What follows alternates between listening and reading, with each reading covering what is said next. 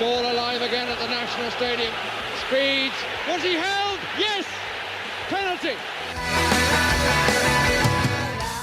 So often in the past, Wales have suffered because of penalties in vital matches. Gordon's there. Field, surely a handball penalty kick. It's a penalty kick for Scotland.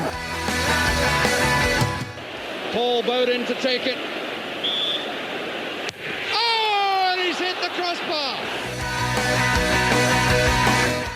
Sensational from Hal Robson-Kanu. Bill! Gareth Bale, NBE. These home forwards are in fighting trim. John Charles again passing to Tapscott. He shoots and it's in. Wales have opened the scoring. Great John Free rush! Yes! 1-0! And Wales have finished with a bit of a swagger.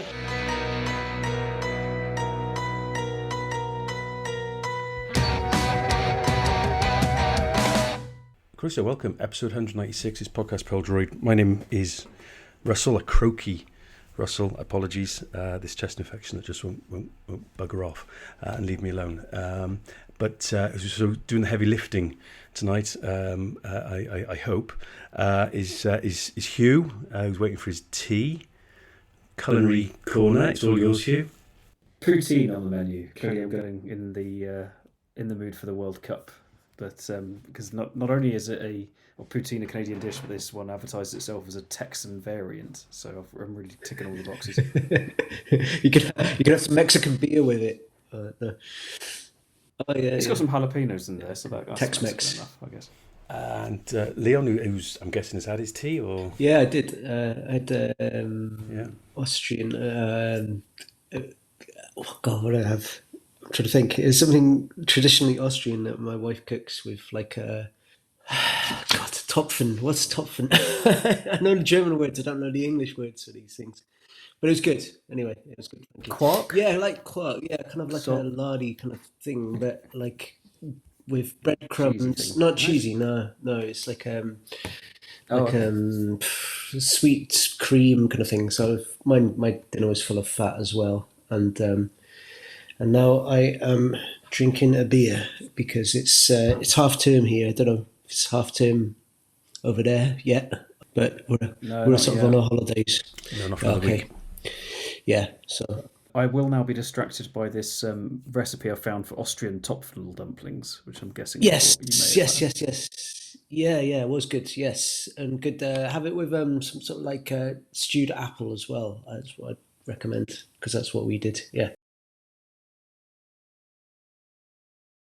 I think it's 196 episodes in, and this is the greatest start ever. I think we've finally. You better tell us what you had for tea as well. You must be feeling left out. It was a homemade chicken curry Nice. And rice with assorted sort of bits and bobs to the side, poppadoms and stuff, and but more of like a creamy style curry rather than anything too hot because like the kids just won't eat it otherwise. So yeah. And done in the slow cooker as well, so it just kind of the texture's just thicker and just So put that on overnight last night, and then bung it in the fridge this morning, and away you go. Overnighter. So then there's no kind of having to cook then of a Friday evening when you can't really be asked, you know. So good thinking. And very lovely it was too. Oh yeah, no, slow cookers are just the greatest. I love a slow cooker. Does really good jam as well. I make jam in a slow cooker as well from time to time. Yeah, you can do tons in a slow cooker. So that's your next year's Christmas list if you're stuck for ideas. Should we talk about football? Yeah. Nah, okay. So we're going to do a little bit of a news roundup. There's a Terry Orth tribute as well coming up soon. So a couple of months without an episode, Christmas break and all that. But a couple back in the saddle now, and a couple in quick succession. But I mean, as far as like the transfer window, which I guess is the biggest sort of news and business. Premier League, it was very quiet. Perhaps the quietest ever January window. I'm not sure. I'll defer to maybe your expertise in that one, Hugh. But and not a huge amount to talk about. But there was lots of potential comings and goings. Not least Harry Wilson, who's in the form of his life. Where do we stand on him staying at Fulham? And presume he's just probably going to see his contract out and go for big bucks in the summer when he's won the World Cup maybe. What do you think, Hugh? I like that he stayed. I mean, I don't know how much firm interest there was from other clubs. There were lots of clubs linked. I mean, about half the Premier League was said to be in from Liverpool, Everton, probably West Ham. Although I don't know why he would have left to go there. Newcastle maybe as well. So many clubs in. But I think he's playing regularly at Fulham, and he's not played regular Premier League like so many of our players. Hasn't had many opportunities in his career to play regular Premier League football every single week, starting every game. So I think it's just great to keep him in the same environment, to be honest. And then, as you said, he can have his pick this summer. I just checked since our last game against North Macedonia when he got the hat-trick. He's played 13 Premier League games and 6 goals, 4 assists. So, 10 and 13. Also, 5 bookings. He's quite mardy. I didn't realise that. And we've currently got Nico Williams suspended as well, and Brennan Johnson's always getting booked, so we seem to have quite an angry bunch. But yeah, he's doing brilliantly at the moment. Is Nico booked for tonight's game against Leeds? Suspended. Yeah, means, which just kicked off because always kicking off now. booking. Yeah, he's he handballed on the line, so he'll be missing a couple. He's getting nice and rested. Good. He's played too much because his form's been really good. So he needs a bit of a rest. And Bellamy talked about this, about how Nico just plays game after game after game, which, Forest have every right to do. He's one of their best players. And just with these huge games coming up for us in 6 weeks now, it's he could do with a little bit of a rest. On Wilson, I agree with you. It's just like his form has been so good at the moment of late that you kind of don't want anything to disrupt that before March, and just sort of keep doing what you're doing, Harry. It's the kind of feeling. I mean, I was quite excited about the idea that maybe he might go to Villa and sort of be going for the title, or at least sort of almost certainly be playing Champions League football next season. But then you just think the kind of upheaval of changing clubs might affect his form, and we don't really want anything to affect his form right now. So I'm fine with him staying at Fulham and looking to see what his options are in the summer. Seems sensible, really. And I found myself looking at the league table thinking, if he does leave Fulham, where are Fulham in the table? And then they're actually doing quite well this year. So, he's playing in a team that's got a little bit of confidence. Are they in the running maybe for a European place maybe? Not that he necessarily be around next season to play in it, but it's not the end of the world that he stays there. Like you say, Hugh, he's playing regularly, and I guess the fact that they're so high in the table is a large part down to this purple patch that he's having. Yeah, there's a lot of crucial interventions he's made as well. He's been scoring big, fantastic goals, like the one from that was scored from absolutely miles out from the sideline, and a couple of other belters as well. But also, key goals and setting up goals as well. So that's great stuff. To shift the subject slightly in terms of key players, it's a real shame that Jordan James got injured a couple of weeks ago, because he's been in phenomenal form at Leicester, and that was just great. So he was genuinely among the top scorers. I had a little bet on him to be top scorer in the league, and then he went down in the game on a Friday night, I think it was, a couple of weeks back. So that's gutting. I think he'll be back shortly before the playoffs, or kind of touch and go just about in time, which isn't ideal, but he should be back at least, hopefully. Yeah, was it something like 9 goals from midfield so far for Leicester this season, in a bad team as well, He's the reason that, him and the occasional worldie from Fatah or Mavadidi, he's the reason that they're not doing even worse, because obviously they've had the deduction now, which takes them down to level with the relegation places. But yeah, he scored 4 in 5 games, and it's kind of every game, so like every game he's popping up with something important, and they're always in tight games. And he's actually playing as like just a really attacking number 8 for them, like even moving out to the right wing at times. So it's actually a role he could do for us, because that's what him and Wilson kind of do for us, although JJ kind of takes a bit more of a defensive role of those two. But he's just constantly like box crashing, shooting from range as well. It's been great to see. I sort of gutted he went off a couple of weeks ago, but hopefully he'll be, maybe as you say, well rested and back in time for the playoffs. Was there? I mean, he's only on loan, isn't he, at Leicester? So was there any? Can't say I heard or saw any noise about him. You can't see noise. I didn't hear any noise about him maybe signing permanently, or I mean, I guess maybe they're not in a position to spend any big bucks. Leicester, I don't know. But was there any noise you pick up on, Hugh, that he might make a permanent move during the window? There is apparently a scandalously low clause if Leicester do want to buy him. I can't remember the exact figure now, but it's basically to the tune of like kind of 5-6 million, and the fact that he's only 21, so he's got so much ahead of him. I think it's a €5 million option to buy, so it's actually more like 4.5 or something. I mean, they'd be mad not to take it up as long as they can actually afford it, but seeing as they've got the various footballing authorities on strings and just do whatever they want whenever they feel like it, would make sense to keep riding the wave they can, I guess. But I mean, if they do go down, why would the hell would he want to go to third division? It's surely, in his thinking, it's like, well, I'm better than that, because he is, and just wouldn't sort of. I'm just going to call it third division, but it's third tier. It would just seem like ludicrous to me for like a player who is that good, who's possibly would be off the back of playing in a World Cup, to sign for a third division team. Where's the logic in that? Yeah, it all depends on how it goes for them now, doesn't it? Yeah. They it's a good thing in a way that they've apparently not exercised it. But I mean, if they went down, he would surely, almost certainly move. He'd have bidders coming out of his ears. That's kind of how that works. And you said about sort of him shooting and his goal scoring. Of course, he got off the mark finally for Wales in Vaduz.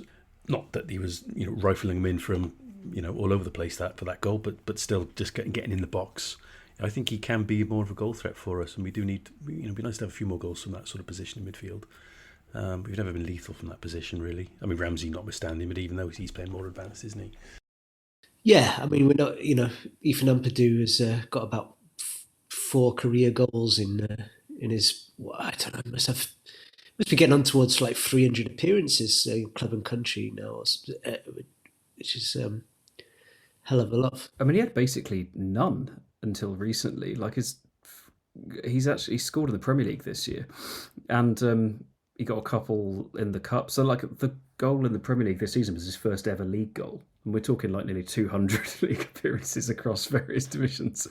So and him and Joe Rodon as well. Apparently, Farker said like he was quite proud of how he's helped Joe Rodon score more goals, because he had an appalling record for a centre-back who's always in the box until recently. Suddenly banging in the goals this year, pretty much. It's bizarre. Yeah. Just go back to Nico Williams for a moment. I know we've talked about goalkeepers ad infinitum for the last few years, but given how good a save that was on the line, I mean, do we have a third choice goalkeeper that we didn't realise we had? I've not seen it, but right now Carl Darlow's playing in the Premier League, which shouldn't be a thing that's happening. Doing his best for it not to go on for much longer. No, it was one of those. I'm going to handball it, and then I'm going to pretend. Makes like nobody saw that, did they? None of the other 35,000 people in the ground saw that. No, surely. Did he do the Stephen Taylor? I've not seen it. He didn't. That's a shame. No, not quite that shameless. The platoon gunshot to the chest. Yeah. Well, you just got to have knew. I mean, I think I was listening to the highlights, and the sort of the commentator was kind of, what was he thinking? It's just like, well, he saved the goal, he sacrificed himself, and there's a chance your keeper might save it. I mean, it is the thing you do, isn't it? Absolutely. Was it as good as? That's instinct. Was it? Yeah. I mean, was it as good a save as Luis Suarez's save in the World Cup semi-final? sorry, was it quarterfinal against Ghana, wasn't it? Yeah, I mean, which he was absolutely correct to do because the keeper saved it or the guy missed it. I can't remember, and Uruguay went on to win in a penalty shootout. So I mean, it's absolutely 100% the correct thing to do if you can save it with your hand. And there's no way you can get to it with your head or any other part of your body, then that's what you do to prevent a goal. And it's no guarantee that someone's going to score the penalty then. No, absolutely. Well, any other business? I know Lee Evans, he's always been a bit of a favourite of yours, isn't he, Hugh? He moved to, was it Bradford to Blackpool or Blackpool to Bradford? Yeah, he's gone to Bradford. I mean, I think that ship of mine has sailed, sadly. I just always thought he deserved a bit more respect, but apparently Blackpool fans were very happy to wave him off because he'd apparently stopped showing a leg. I think he's had a little bit of difficulty there in terms of happiness or whatever, so hopefully he'll get some more time. Yeah, like in terms of, there's been a few moves for players on the fringes, like, players who've been called up in the past, like Luke Harris has gone on another League One loan and Bradshaw's gone back to League One on loan. But obviously the big one, or the big two, I suppose, in terms of younger players like Lewis Kumas to Hull and also Biancheri going to Rotherham, getting his first senior loan is really interesting, especially as Mae Huw apparently turned down a bid from Real Betis. So they said, like, no, you're not going to Seville, you're going to Rotherham. But that'll be really interesting to see how that goes, because obviously there's a lot of people kind of clamouring for him to get called up now, even though he's not played a senior game anyway yet, as far as I'm aware.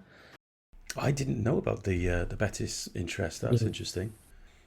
Supposedly, anyway. I think they were trying to buy him, and Man U didn't want to buy him. And actually, the other one you mentioned, of course, is Brennan Johnson's move early in the window to Palace for 35 million, which is interesting. He's been starting since he went, I think, so that's good. I've mixed feelings about the Brennan Johnson to Palace move because I just wonder if he'd stuck it out as Spurs, maybe he would have a new manager before long who fancied him more, and now he's gone to Palace and Glasner's going in the summer, and it's kind of up in the air and all their best players seem to want to leave. So I mean, it doesn't feel like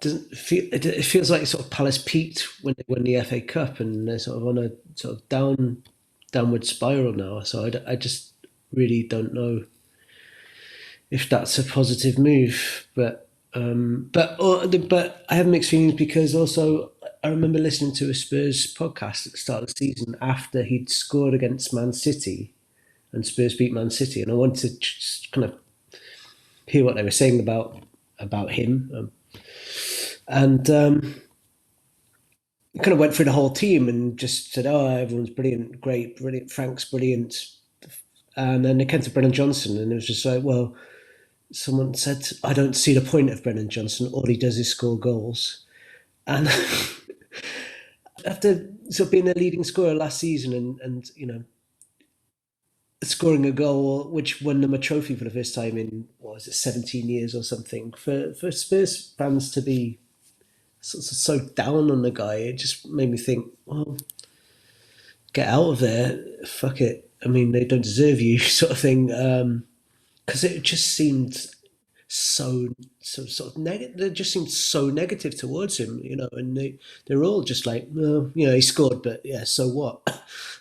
Yeah, he got 18 goals in all competitions last year. I guess they're suffering, if you like, the same feelings with him that we've had as Wales fans, where we just feel like there should be something more. Like he's not. I mean, that season that should be plenty for them, as you say, scoring so many goals. But how many times have we seen him when he's not scoring those goals, and we're just like, is he offering enough? He has a really specific skill set, which is like scoring goals from the right wing, kind of stealing in at the back post, if you like. He's not a pure runner. He's not someone who spams shots from distance. He's not that much of a creative player. He's got a very specific role, which is why I asked a Palace fan about why they signed him, because I was a bit surprised they spent so much money on him, and he made a really good tactical point that I'm just going to read some of it out now in case anyone is interested in Palace under Glasner.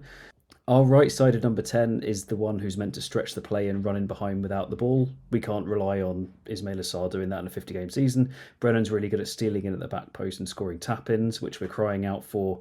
He's only 24. If he stays for a few years, paid for himself, etc. So that was their reasoning. I mean, it started pretty badly for him. No goals, no assists, couple of bookings. They've not done especially well in that time, but as you say, they're all struggling. So it's going to be tricky and difficult for him, but maybe it's a better place for him to be, at least for this season, until the next manager comes in, as you say, in the summer, and then I guess we'll have to see what happens. Yeah.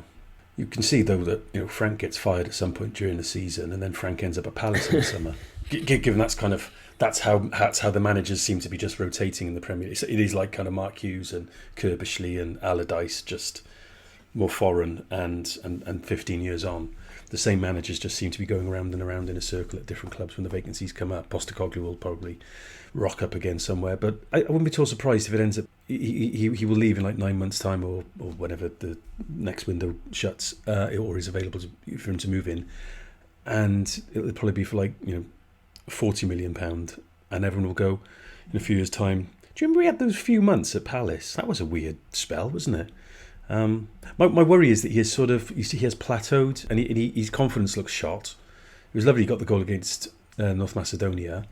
Just the way he sort of didn't celebrate, the non-celebration just kind of told you everything about how his sort of mental state seemed to be. And at some point there comes a time where he's got to keep working hard and improving, but you need a coach to kind of get in there as well and just get between his ears and try to unlock it, because as you say, Hugh, I mean there is a player in there.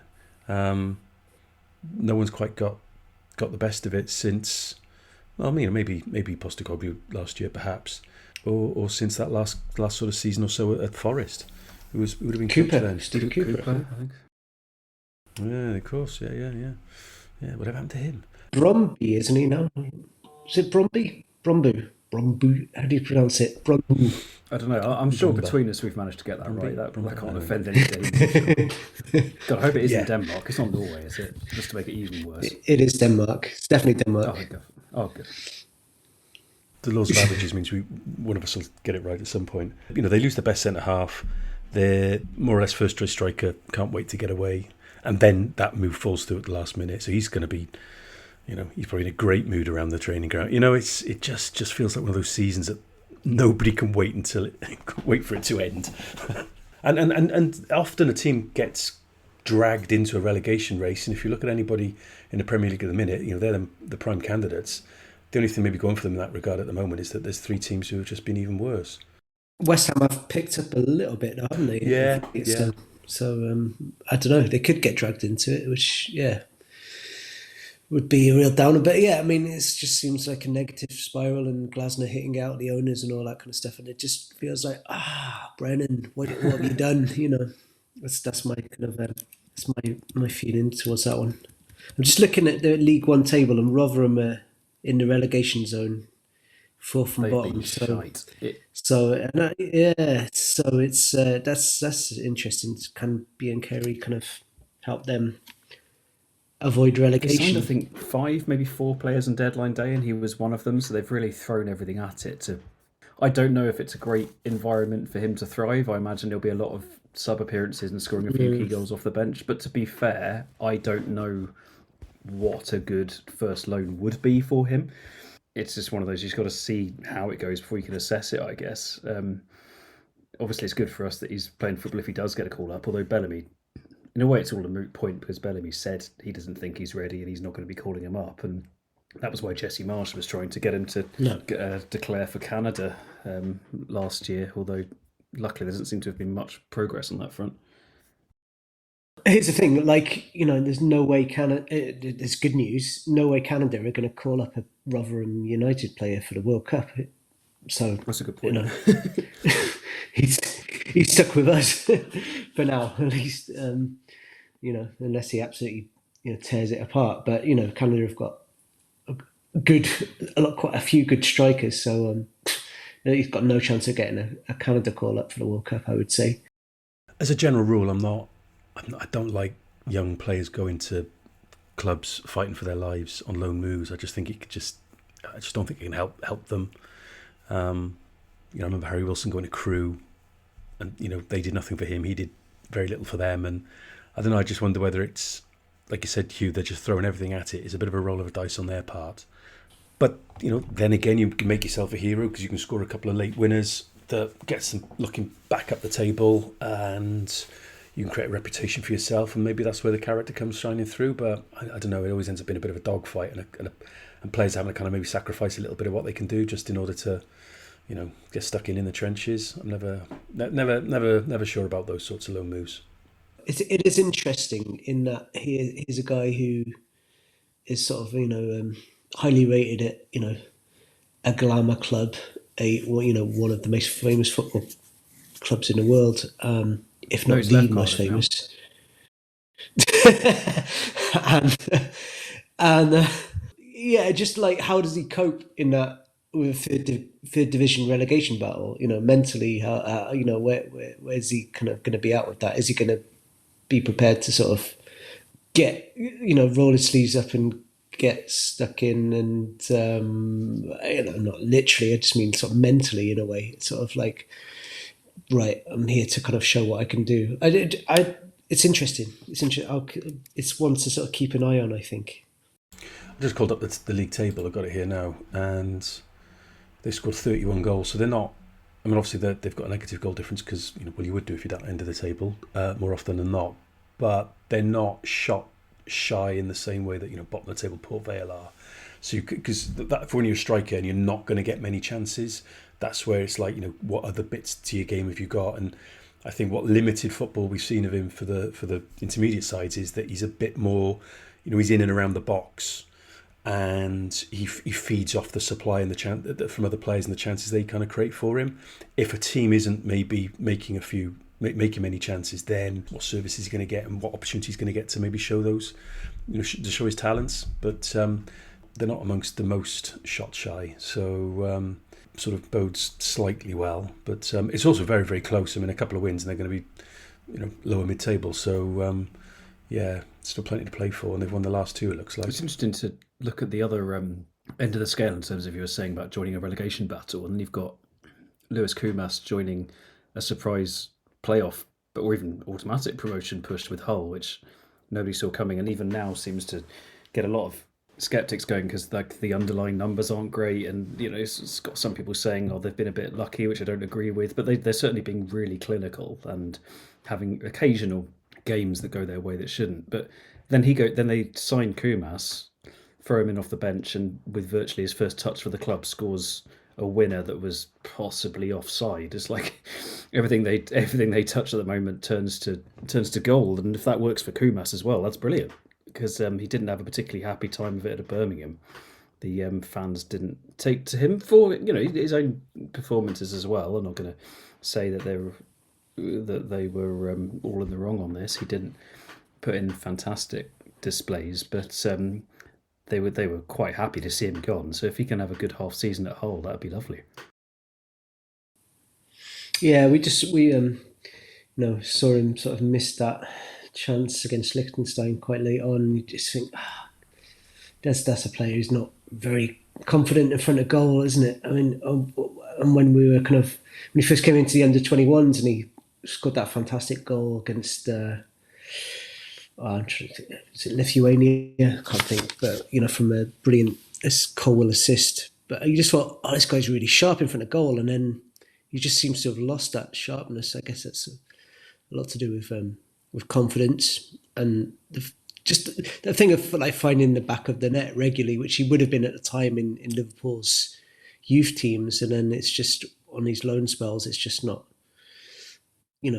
happened for him in front of goal. Stoke, he got 3 in 43 games, according to Wikipedia, and Birmingham 1 in 23 games. That's 4 goals in 66 games for a forward is poor. And so I'm, he's certainly talented. So I was delighted to see him score that goal straight off the bat at Hull, coming on and scoring a winner. And I guess the fans are taken to him straight away with that instant impact. And hopefully this this loan spell goes better than the previous two. The thing with the Stoke loan is that he wasn't prolific, certainly, as you showed, and he didn't create huge amounts either. He kind of dropped off after a decent start, but he played so much football. I still find it extraordinary. Like when a teenager goes on his first loan, in fact, it's 2024, so he would have been 18 when he went, and then 19 for the rest of the season. They usually get the League One loan where they rip it up because they're way above the level, or League Two even, or whatever. But he was sent into a club who kind of probably thought they could have been finishing in the top half of the Championship.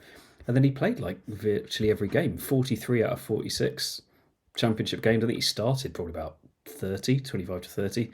So it was great for him in terms of development and exposure. But yeah, whether he kind of rewarded that, I don't know. I mean, he was moved about a lot, I think. I think he played left, right, central. But then he gets picked up by a club in Birmingham who are like, oh, we want to get back-to-back promotions. And it's like, are Liverpool sending him to the right places? Are they sending him to places where he's having to fight so hard for a place, but that he's not getting a chance to settle in one position? And now he's going to a whole team that are kind of stacked with forwards, but fighting at the top of the Championship again. I guess it shows how highly they rate him and how highly the others do. But it does feel mad how much football he's played for a guy who's only 20 in like 4 months as well. So he's a youngish 20, if you like.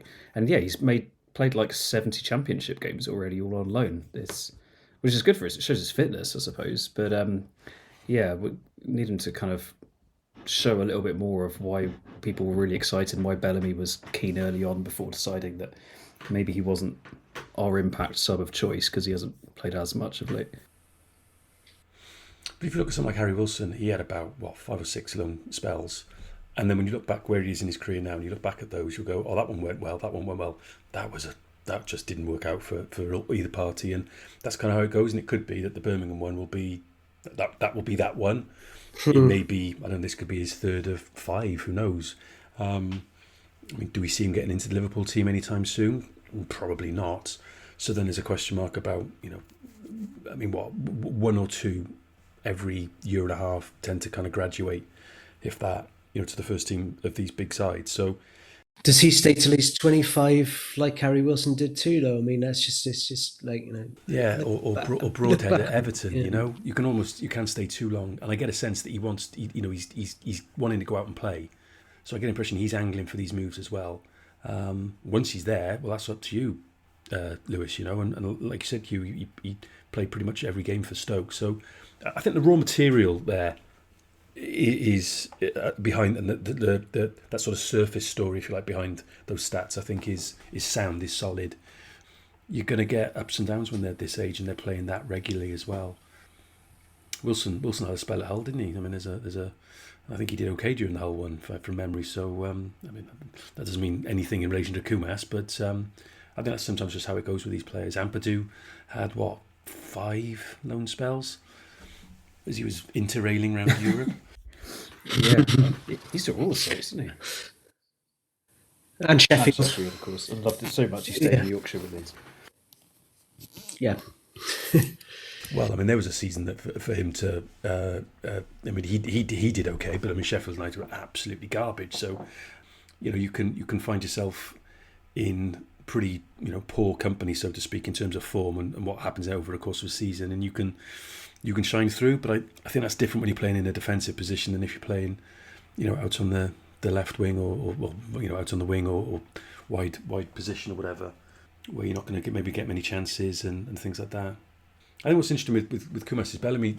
Again, I'm doing this off the top of my head. I haven't gone back and checked. He's not one of those ones who's had like a little nibble at the first team and then has been sent back to the 21s. He's basically kind of graduated and more or less stayed there, I think. And that suggests Bellamy obviously sees something in him that he likes because he's a consistent selection. So, he talks about profile of players and things like that. So I can't, I can't see that changing anytime soon. It'd be good if he could maybe get off the mark for us and poach a goal, and maybe it be an important goal as well. That might do something for his confidence as well, and that self-belief. But I think the raw material is all there, and I'm still very fond of his dad. Of course, I thought Jason Kumas was a wonderful player to watch on occasions. Come with a load of baggage as well, don't get me wrong, but yeah, just imperious on occasions. So yeah, and do good chips as well. The family in Wrexham town centre, of course. Fantastic mural outside the Everland fish bar, which Lewis's granddad Andy opened in the 70s. I don't think it's always been the same location anyway. But it's Liam Stokes-Massey who does brilliant murals around Wrexham has done a new one outside the Everland fish bar, which is the set Wrexham 70s legends. Most of them are Welsh, so it's like you got Joey and Mickey and Gareth Davis, and it's sort of based on a photograph which was for Gareth Davis's testimonial, I think, which George Best famously played in. But as George Best never actually played for Wrexham, he's not included in the mural. But anyway, check it out. It's a fantastic mural. Yeah. Yeah, no, well done, Liam's a very, very talented young man. And if you're ever in Wrexham, pop at the Tea Power when he's there in his little caravan, scribbling away. But no, he's a very talented man. So yeah, all credit to him, and all credit to the powers that be. However these things get permission, however they get permission in the council and the owners and landlords of these buildings. All power to them, because I think there is a little. I think there is a little very micro, don't get me wrong, but I think there is a little kind of tourism industry there, a little subset of wanting to go and see murals and things. I went and did a bit of the Black Sabbath sort of signs and murals and the bench in Birmingham when I was there a while back. So there are people out there that like to go and see these things and make a bit of an effort to seek them out. So all power and credit to them. And any other moves, mooted or otherwise, Hugh, that we might have. The other one I found interesting was kind of not from a Wales senior national team perspective, but what Newport are doing is they're continuing to try and sign players from the Cymru Prem on a way of operating on a budget, because they've just got no budget essentially. And with Hugh Jenkins as the owner there now, majority owner, they're trying to go about it that way, and they're doubling down. They're doing it even more. They've paid a fee for James Kroll, who was a former Cardiff lad who was scoring loads of goals at Penybont. I think he might have top scored maybe twice or maybe just once. And although not in the Welsh system, they've now signed Cole Jarvis from Merthyr. They signed a guy from Haverfordwest last summer, Lee Jenkins, I think. It's interesting to see how that's going to work with the Cymru Prem, because it is a relatively low standard of league compared to something like League Two. But you've got to try and find an angle somewhere. Now, if they go down, which looks incredibly likely, to National League, they're probably going to do more of that, and it'll be interesting to see how the best players of the Cymru Prem stand up in that regard, because I can't think of players leaving that division for the Football League, the English Football League, in this kind of in so many in quite a while. Like they signed they signed a couple last year as well. Kai Whitmore, who's been really good from Haverfordwest, that was an excellent signing, but then a couple haven't turned out as well. So we'll have to see how that goes. It's not going very well for them in general at the moment, but hopefully that signs that the Cymru Prem can be a viable source of people, or maybe it's just a one-off because of Hugh Jenkins' ownership there. Yeah, I think Shrewsbury signed somebody, didn't they, from, I want to say Flint. I'm just trying to find now. Yeah, Isaac Lee, or Lee Isaac, although he's South Korean, so I'm not quite sure how that's what the journey there is. But from Flint. Yeah, there we go, yeah. He'd been on loan at Flint, and he signed, and he's already left for Shrewsbury. So there is some talent there. People are prepared to give it a chance and recognise they've probably maybe got to work with some of the players as well to mould them into something for full-time football. But it's good to see. But it's a grim season for Newport, isn't it? Fuchs seems to be sort of in denial as well. Like you're talking about, don't say we're in a relegation battle. It's like, well, you're bottom of the table. It's just like, of course you are. It's February. Yeah, I don't know. With the worst defence in the league as well, by quite a margin as well. Been pretty fast scored to watch sometimes, unfortunately. I mean, to what extent is Christian Fuchs at Newport on the radar in Austrian sport, Leon? Oh God! It's not very much really, because Newport, being as low, the worst club in the football league, being something. No, it's just not. It's not getting that much attention. Austria have got a World Cup to look forward to. They're I think under 17s were recently in the World Cup final, and so there's a lot of national team stuff that's positive around Austria at the moment, and something like that's not getting examined quite so much. No. I mean, he played a lot for Austria, didn't he? I mean, 70, 80 odd times. So yeah, I think he was the captain during 2016, which didn't go well for him, and then he quit after that. But that was just off the back of winning the Premier League with Leicester, of course. Yeah. And then he quit and went to America. So I was really surprised he took the Newport job, because I thought I remember reading something about his wife being American and she lived there while he was at Leicester or something as well. And so that was part of the reason why he was quitting the national team, even though he wasn't that old, and he was going to always go and end up in America. And now he's ended up in Newport. So I don't know what the story is there exactly. Tale as old as time. Yeah. Yes. Actually, when you mentioned and them having won the league with Leicester the same year as Euro 2016, in my head I was like, oh, it's the year of Andy King, when Andy King had the best possible year any could ever have imagined. Well, he's actually caretaker manager of Leicester at the moment as well. So he's keeping busy. Have to see how he gets on. There's David Edwards has been brought in as assistant at Shrewsbury, I think, because his old mate has become the manager, the guy he runs a podcast with. So the guy, his co-podcaster, has hired him as an assistant, which is nice. So all our Euro 2016 lads are getting into coaching, except Ramsey, who is still trying to play somewhere anyway. But we've got a lot of coaches from that sense. Oh, and Gunter, of course. Yeah, of course.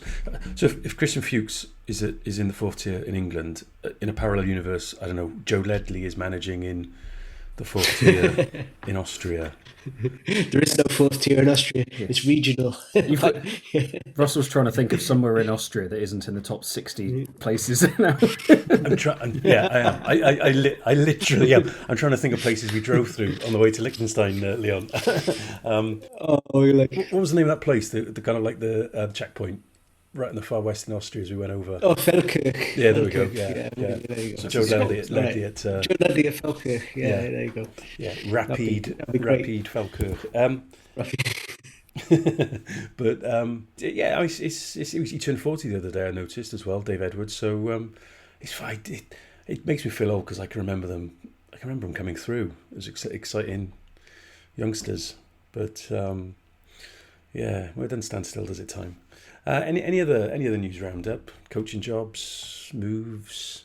The FAW had a birthday as well. Speaking of milestones, 150.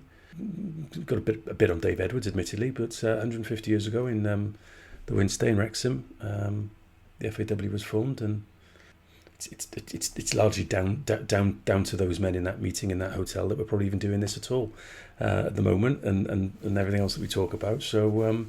Yeah, and there's a nice little sort of tribute sort of retro kit out as well.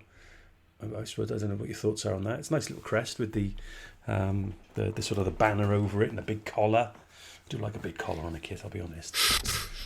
I'm glad they've done it. It's not for me because I won't buy a kit that's kind of based on something that old, because it's just not what I'm after. It kind of reminds me of rugby kits, but I'm glad they've done it, and hopefully it'll do pretty well. And I don't know what else there's planned for the 150th anniversary, apart from qualifying for World Cup, ideally. But apart from that, I don't know what plans there are. And possibly some exciting friendlies in June, either ahead of the World Cup or instead of. That'd be good. Ghana in the running, aren't we? I think talking of we mentioned Ghana earlier, Leon. Yes, yeah, of course. I'm just trying to think who it was who missed the penalty after. Was it Gian? Gian, yeah, maybe. I think it was Gian. If we do play against Ghana, yeah, we'll have to do a lengthy rundown of all the times that Wales have played against an African nation in the men's senior team. Could take a while. Yeah. That one game itself could take a while, I suppose. Just to go back to Fuchs a minute, because I've just looked it up, and apparently Raluca Gold Fuchs, Christian Fuchs's wife, is a prominent entrepreneur and event producer based in New York City. She is the founder of RA Entertainment, an event management company established in 2002 It specialises in high-profile events, including film festivals, fashion shows, and UN gatherings. And her husband is fighting relegation to the conference in Newport. That's quite a contrast, isn't it? Absolutely crazy, isn't it? Yeah. They don't think there's some DIY in the back room he hasn't got round to, and she's just been on his back, and he's gone, I need to lay low somewhere, and he's gone about as low as you can lie. Yeah, that's random. Yeah, they're still married as far as I can see. She's in New York and he's in I don't want to Newport. suggest he's having an affair. It's not my place, but it does feel prime opportunity while he is however many hundreds of miles away, thousands of miles away. I don't know why I care, really, actually. I don't know why I'm bringing up the food snuffing up. Sorry. Just thinking about the film Burn after reading. You went a bit loose women there. Well, it's the sugar of this milkshake and this this kind of. I had a milkshake with the poutine, by the way, I should have mentioned. I've been eating due to the magic of audio. Listeners may not have known that I've been eating food this entire time when I've not been on mic. I think probably they could tell when they heard me snapping my jewels and swallowing, but I apologise for that. Apology accepted, Hugh. So yeah, unless there's anything else, let's not drag it out overly long. We've got a tribute for Terry Oreth coming up as well. That sort of cast a very long and dark shadow over the sort of New Year and January period. Yes, and then obviously the playoffs are coming into view as well. You wrote an interesting piece, Leon, about. I was trying to think. I think I've read something about Bosnia, didn't I? Wales. Who wrote that? Who bloody you? Right. You wrote about the Bosnia game and Bosnia games previously. So I don't want to give that a quick plug. Yeah, I wrote an article called "Between Bosnias," which is all about really the change in Chris Coleman, the change in the sort of the fan culture, the change in the attitude of the team between the games we played against Bosnia in August 2012 in Llannerch, when we lost 2-0 in front of 6,000 fans, to the 0-0 draw in October 2014. So two years and 2 months later, when we ground out a 0-0 in an absolutely fantastic game without Aaron Ramsey and Joe Allen, and how important that fixture was, that night was really, and the 30,000 at the Cardiff City Stadium, the red wool really sort of came to the fore that night, even though it wasn't so named at that point. But James Chester, his third cap, he was fantastic up against Dzeko and Pjanic, and Bosnia were quality team at that point, and we managed to see it on 0-0 draw, and it was all about the journey that Coleman and Wales went through in that 2 year and 2 month period. Yeah, and on Nation Cymru, I'm not sure you said that, did you? But you might have done, sorry. Yeah. Oh yeah, it's on Nation Cymru, you can find it there, yeah. Yeah, I didn't go to that 0-0, I had to go to a wedding. Neither did I. I was in Scotland due to some bad arrangement. Well, I had to kind of sneak off from my wife and her friend and I having dinner together to say, like, I've got to go and watch the football, I'm sorry. And then had to try and find somewhere in Credyd showing the Wales-Bosnia game, which was tricky. No, I had no such luck. I do remember sort of on the phone sort of glued to my hand and sort of like watching the updates, and it felt tense just reading like on the BBC website or whatever I was looking at. It felt like a tense game. Yeah, it was a brutal match as well. Lots of yellow cards. Brilliant game for a 0-0, and just felt like something shifted that night in terms of the attitude from the stands and the players, and from Coleman as well. Yeah. Big important night in Welsh football history, I think.